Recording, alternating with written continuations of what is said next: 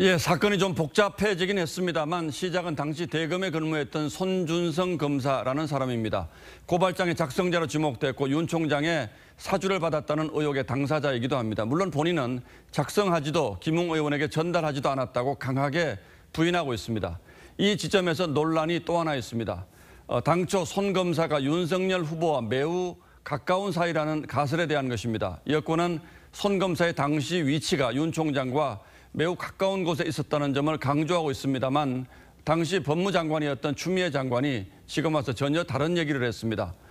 자신이 손 검사를 다른 곳으로 보내려고 했는데 청와대와 민주당에서 유임시켜달라는 로비가 있었다고 했습니다. 그렇다면 손준성이 윤석열과 가까워서 고발장을 대신 작성했을 거란 가설도 무너질 가능성이 있습니다. 더 자세한 설명은 최원희 기자에게 부탁했습니다. 추미애 후보의 발언은 법무부 장관 시절 손준성 검사를 왜 임명했느냐는 이낙연 후보의 질책성 질문에 답하는 과정에서 나왔습니다. 유임을 고집하는 로비가 있었고요. 윤석열 로비에다가 또 당에서도 어마어마한 사람들이 있었죠. 청와대 안에도 있었고요. 손 검사는 추미애 장관 시절인 지난해 1월 월성원전 등 권력 수사를 하던 검사들과 윤석열 당시 총장의 측근을 대거 좌천시키던 인사에서 대검 수사정보정책관으로 임명됐고 그해 8월 인사에서도 유임됐습니다.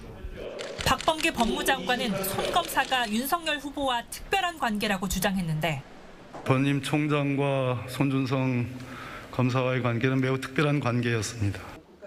추 후보가 오히려 당청 인사가 손 검사를 비호했다는 상반된 주장을 내놓은 겁니다. 추 후보는 해당 인사가 누구냐는 질문에는 답변을 피했습니다. 제가 지금 말씀드리면 이 국기문란 사건인데요. 인사 논란으로 문제가 바뀌어지는 거예요. 윤석열 후보 측은 충격적인 고백이라며 손준성과 청와대 관계를 설명하라고 주장했습니다. 또 검찰 인사에 청와대와 민주당의 개입을 규명해야 한다고 했습니다.